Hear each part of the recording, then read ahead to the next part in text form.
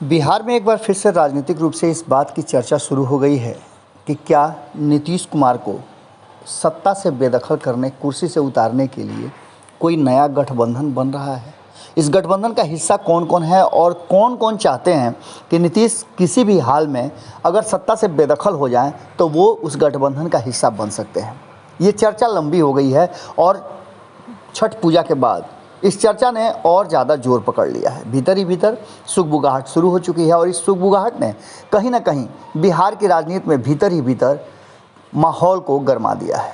भोरे भोर के इस एपिसोड में आपका बहुत बहुत अभिनंदन करते हैं। और बिहार की राजनीति का ये वो हिस्सा है जो ऊपर ऊपर तो सब ठीक ठाक नज़र आ रहा है, लेकिन भीतर ही भीतर जिस तरह की बातें चल रही हैं और जिस तरह की चर्चाएं हैं, आपने यदा कदा लोगों के मुंह से सुना होगा। राजनीतिक गलियारे में इस बात की चर्चा ज़बरदस्त चल रही है कि नीतीश कुमार धीरे धीरे अपनी शक्ति संचय कर रहे हैं और यही वो मौका है जब नीतीश कुमार को पटका जा सकता है, वरना एक बार फिर से नीतीश कुमार अपनी शक्ति का संचय कर लेंगे और मजबूत हो जाएंगे तो उन्हें हराना या बेदखल करना मुश्किल होगा।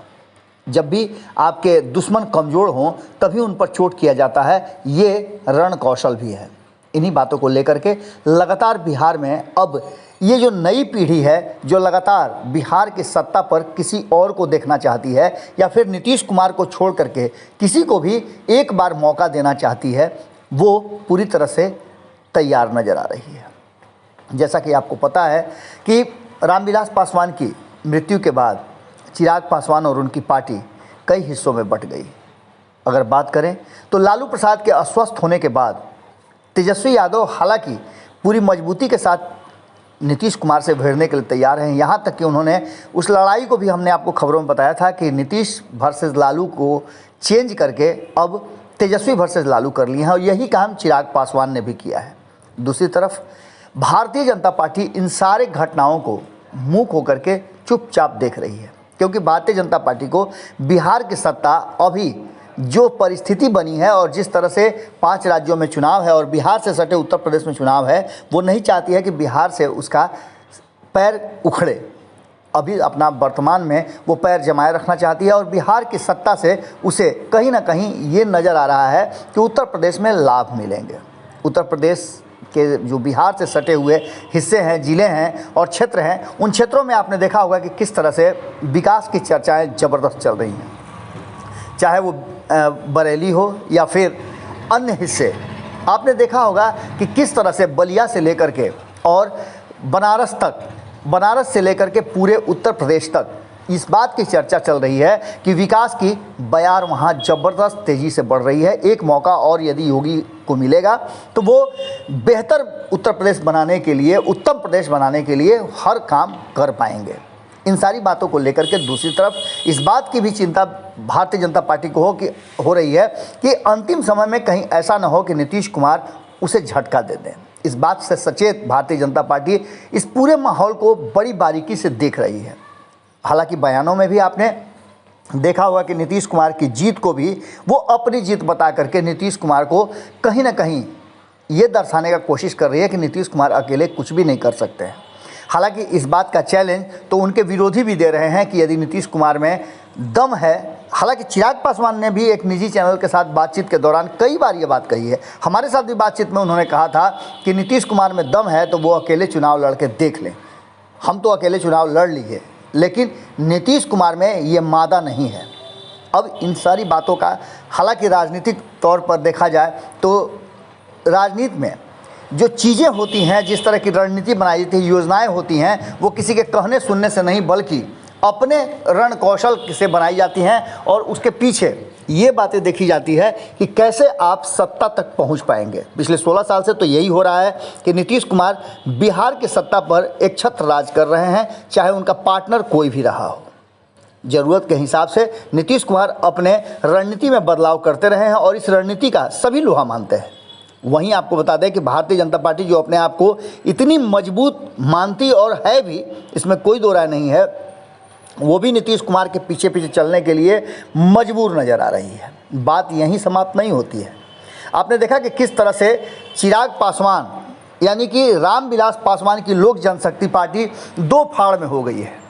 एक लोक जनशक्ति पार्टी और दूसरी रामविलास की लोक जनशक्ति पार्टी, दोनों के सिंबल अलग हो गए हैं। और इस बार के चुनाव में देखने को मिला कि किस तरह से पशुपति कुमार पारस भारतीय जनता पार्टी को छोड़ दीजिए ना, नीतीश कुमार के साथ नजर आए। इतना ही नहीं, वो जीतन राम मांझी भी नजर आए, जो कभी नीतीश कुमार के प्रबल विरोधी हुआ करते थे। बड़ी बेरहमी से नीतीश कुमार ने जीतन राम मांझी को सत्ता से और मुख्यमंत्री की कुर्सी से बेदखल किया था। इतना ही नहीं, आज मुकेश सहनी भी नीतीश कुमार के साथ हैं, जो भारतीय जनता पार्टी के साथ बिहार की सत्ता में प्रवेश किए थे। मात्र 2 साल 3 साल पुरानी पार्टी जो है, 2 साल 3 साल से लगातार वो प्रयास कर रहे हैं बिहार में, और पहले ही दौर में उन्हें भारतीय जनता पार्टी ने अपनाया और सत्ता तक पहुंचाया भी। वो मुकेश सहनी अब उत्तर प्रदेश को लेकर के अपने लिए ज़मीन तलाश कर रहे हैं। भारतीय जनता पार्टी ने स्पष्ट कर दिया है कि उसे बिहार से कोई भी पार्टनर नहीं चाहिए। ऐसी स्थिति में इन तीनों के पास क्या विकल्प है, आप बेहतर समझ सकते हैं। अब इन सारी बातों को लेकर के जो नीतीश कुमार के खिलाफ रणनीति बन रही है, चाहे वो चिराग पासवान बनाए या फिर तेजस्वी यादव लालू प्रसाद बनाए, उस पूरी रणनीति का हिस्सा कहीं ना कहीं भारतीय जनता पार्टी भी सामने से भले न हो लेकिन मुख्य रूप से जरूर है। जैसा कि 2020 के चुनाव में आपने देखा था कि किस तरह से नीतीश कुमार को बैकफुट पर लाने के लिए और उन्हें बुरी तरह से परास्त करने के लिए चिराग पासवान को हवा दी गई थी। कई भारतीय जनता पार्टी के नेता थे जिन्हें जीतने की पूरी संभावना थी। उन लोगों को भारतीय जनता पार्टी ने खुली छूट दे दी थी कि वो जाएं और लोक जनशक्ति पार्टी से चुनाव जीत करके नीतीश कुमार को परास्त करें।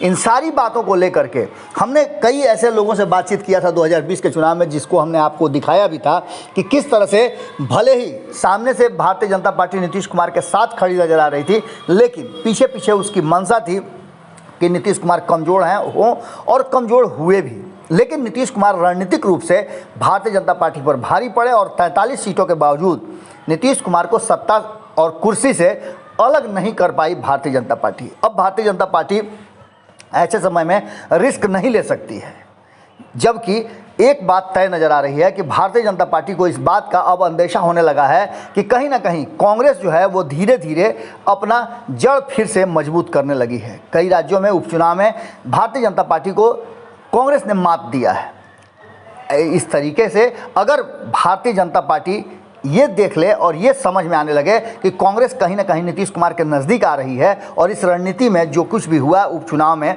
उसमें बिहार में भारतीय जनता पार्टी को छोड़ करके नीतीश कुमार कांग्रेस के साथ भीतर ही भीतर कोई ना कोई साजिश कर रहे हैं, तो निश्चित रूप से इस साजिश को देख करके भारतीय जनता पार्टी भी जो नीतीश कुमार के खिलाफ शक्तियां तैयार होंगी, जो गठबंधन तैयार होगा, उसको भीतर ही भीतर सपोर्ट करके चाहेगी कि नीतीश कुमार कमज़ोर हों। क्योंकि भारतीय जनता पार्टी के लिए सत्ता में बने रहना जरूरी है और वो सत्ता तब भी प्राप्त हो सकती है जब नीतीश कुमार सत्ता से बेदखल हों। ऐसी स्थिति में अगर ज़रूरत महसूस हुई तो चिराग पासवान के साथ साथ अगर तेजस्वी यादव नीतीश कुमार को एकजुट होकर के बेदखल करने के लिए तैयारी करते हैं, तो उस तैयारी में कहीं ना कहीं भारतीय जनता पार्टी भी अपना हिस्सा जरूर खोजेगी। इस हिस्सा में और कौन कौन शामिल हो सकते हैं ये आप बेहतर तरीके से समझ सकते हैं, क्योंकि जीतन राम मांझी को भी सत्ता से बने रहना है और मुकेश सहनी को भी सत्ता से बने रहना है। ऐसी स्थिति में अगर नीतीश कुमार को सत्ता से बेदखल करने के लिए फुल प्रूफ प्लान नज़र आ जाता है और बेदखल करके भारतीय जनता पार्टी सत्ता का हिस्सा बनी रह सकती है, तो ऐसी स्थिति में भारतीय जनता पार्टी उस समझौता को करने में एक पल भी देर नहीं करेगी। भीतर ही भीतर जिस तरह से चिराग पासवान ने जितना कॉन्फिडेंस के साथ बोला है, और इतना ही नहीं, उन्होंने एक कॉन्फिडेंस और दिखाया था कि उन्होंने जब वो अपने पिता का जो सम्मान था वो लेकर के आ रहे थे राष्ट्रपति भवन से, तब उन्होंने कई बातें कही थी। उन्होंने कहा था कि मुझे बहुत अच्छा लगा, और इसके साथ ही उन्होंने इशारे में बहुत सारी बातें कही थी, जिसका मतलब यही निकल रहा था कि कहीं ना कहीं एक बार फिर से चिराग पासवान भारतीय जनता पार्टी के नज़दीक जा सकते हैं। उत्तर प्रदेश चुनाव पूरी तरह से अब बिहार के उपचुनाव के बाद सबसे ज़्यादा जो कहा जाता है लोगों की नज़र में है, और भारतीय जनता पार्टी को हर हाल में उत्तर प्रदेश में बेहतर प्रदर्शन करना है। उसके लिए कुर्बानी चाहे जिसकी भी हो जाए, उससे भारतीय जनता पार्टी को इनकार नहीं होगा। ऐसी स्थिति में नीतीश कुमार के खिलाफ जिस तरह की रणनीति बन रही है और जिस तरह की साजिश हो रही है, योजनाएं बन रही हैं, उसमें अगर भारतीय जनता पार्टी इन लोगों का सपोर्ट कर दे जो नीतीश कुमार को बेदखल करने में लगे हुए हैं, तो इतना मान के चलिएगा कि ये नया गठबंधन जो नीतीश कुमार को बिहार से बेदखल करने वाला है, उसका हिस्सा कहीं ना कहीं भारतीय जनता पार्टी भी हो सकती है। और अगर ऐसा होता है तो नीतीश कुमार के लिए बिहार में टिके रहना बड़ा ही मुश्किल होगा, मुश्किल ही नहीं असंभव जैसा होगा, क्योंकि उनके पास वो जो मैजिक आंकड़ा 122 का वो पूरा नहीं हो पाएगा। ऐसी स्थिति में एक नए गठबंधन की जो हम बात कर रहे हैं वो हो सकता है कि बिहार से शुरू हो और आने वाले 2024-25 के चुनाव में आपको देखने को मिल सकता है। बिहार की राजनीति में उथल पुथल की सुगबुगाहट शुरू हो चुकी है। जुड़े रहिएगा भारत लाइव के साथ। भोरे भोर में हम आपको यहीं विदा करते हैं और आपसे विदा लेते हैं। इसके साथ ही बहुत बहुत धन्यवाद, आप सभी लगातार हमारा साथ दे रहे हैं और हमारी खबरों को अधिक से अधिक लोगों तक पहुंचा रहे हैं। ये सिलसिला लगातार जारी रहे, क्योंकि जो आपसे जुड़ी हुई खबरें हैं वो आपके करीबियों को, आपसे जुड़े हुए लोगों को तक पहुंचनी चाहिए। बहुत बहुत धन्यवाद, नमस्कार। अगर ये वीडियो पसंद आई और वह बिहार के राजनीति और बिहारियत से सरोकार रखेनी तो सब्सक्राइब बटन दबा के चैनल के सब्सक्राइब कर ली। ओजे एगो घंटी बा, ओकरा बटन दबा देला से कुल सटीक और मारक खबर रुआ मुफ्त में मिल जाई। अगर रुआ पत्रकारिता के हमनी के नया प्रयोग में सहयोग कर चाहतानी तो ज्वाइन बटन दबा दी। पेटीएम नंबर नोट कर ली 9386816700। धन्यवाद।